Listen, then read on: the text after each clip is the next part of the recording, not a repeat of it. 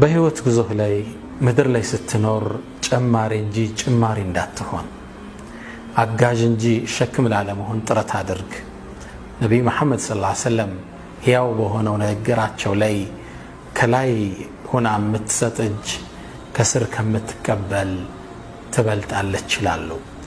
ከላይ ለመሆን ሰጭ ለመሆን ለምድር ሸክም ሳይሆን አጋዥ ለመሆን ሲያነሳሱን ነው። ምድር ላይ በየትኛውም ሂሳብ ሸክም እንዳትሆን፣ የቤተሰብ ጥገኛ ለመሆን የቤተሰብ ጥገኛ ላለመሆን ጥረት አድርግ። ከቤተሰብ ዶላር ብር እየተላከለት ቁጭ ብሎ የወጣትነት ጊዜውን ከሚያቃጥል ግለሰቦች ላለመሆን ቆርጠ ተነሳ። አንድ ታሪክ ላጫውታችሁ።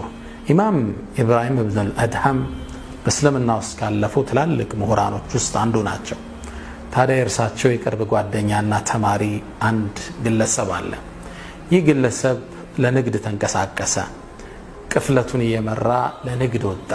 እህል ጭኗን ሽጦ ለውጦ ሊመለስ ነው። መንገድ ላይ እያቆራረጠ በረሃውን ሄደ። ከኢብራሂም ኢብኑ አድሃም ጋር ተሰነባብቶ ወጣ።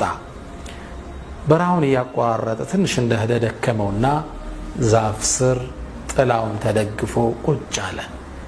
ከዛም አይኑ አንድን እንግዳ ክስተት ተመለከተ። እርሱም አንድ አይኑ ማይ አሞራን ሌላ አይኑ ማይ አሞራ ከርቀት እየበረረ መጥቶ ምግብ ሲያጎርሰው ተመለከተ። ሱብሃንአላህ አለ፣ ተገረመ። ይሄ የአላህ ተአምር ነው አለ። ይሄን ማይ አሞራ በማይ አሞራ የሚመግብ ጌታ ነው እንዴ ያለኛል? ታዲያ እኔ ምን አደከመኛል? አሞራን እንስሳን የሚቀልብ ጌታ እያለ እኔ ንግድ እያልኩ መመላለስ ምን አደከመኛል?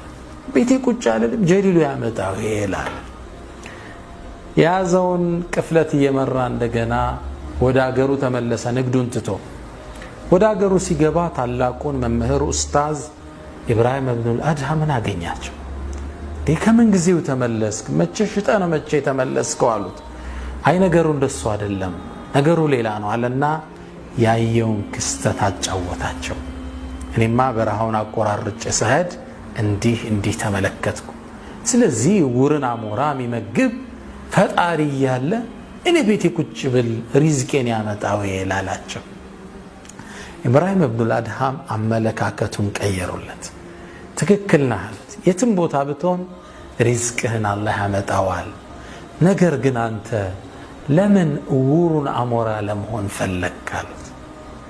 ግልጽ ነው። እሱን የሚመግበው ለምን አትሆንም? ለምን የበላይ አትሆንም? ለምን ሰው የሚመጸወትብህ ለመሆን መረጥክ?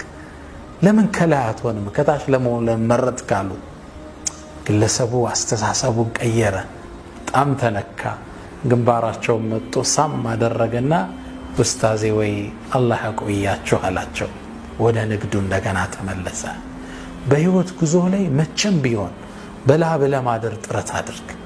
የሰው ሸክም እንዳትሆን። የሰጠ ይንቅሃል። አላህ ካዘነላቸው ውስጥ ተቀባይ ስትሆን የበታች ትሆናለህ። አላህም በጣም የሚወደው ሪዝቅ ማለት ባሪያው ከላቡ የሚመገበው ነው። የቆሸሹ እጆች የነጹ ርዚቆች መገለጫ ናቸው። እና አደራህን በህይወት ጉዞ ላይ የማንም ሸክም እንዳትሆን። ተነሳሽ ሁን፣ ስራ፣ ተንቀሳቀስ። የሚላክልህ ብር ካለ እሱን ወደ ስራ ለውጠው። ነገ ይሄ ጉዳይ ላይ ይቀጥል ይችላል። ነገ ሁሌ የሚሰጥ ሰው ሊሰለችህ ይችላል። በህይወት ጉዞ ላይ ሰጭ እንጂ ተቀባይ ላለመሆን ጥረት አድርግ። ምድር ላይ አጋዥ ረጅ እንጂ የምድር ሸክም እንዳትሆን። ሙስጠፋ ሳዲቅ ራፊዒ ምን ይላሉ? አንድ አባባል አላቸው። ኢዛ ለም ተዚድ አንተ ፊ ዱንያ ፈአንተ ዛኢዱን ዓለይሃ። ዱንያ ላይ አዲስ የጨመርከው ነገር ከሌለ አንተ በዱንያ ላይ ጭማሪ ሸክም ነበርክ ማለት ነው ይላል። ምድር ላይ አዲስ ነገር አበርክተን እንለፍ። ሌላው ቢቀር ግን ራሳችን ከሌላው እጅ እናብቃቃ። ቤተሰቦቻችን፣ ልጆቻችን፣ ወላጆቻችንን ቢያንስ ከሰው ከመመጽወት እንጠብቃቸው። ከላይ እንጂ ከታች እጅህ እንዳይሆን ጥረት አድርግ።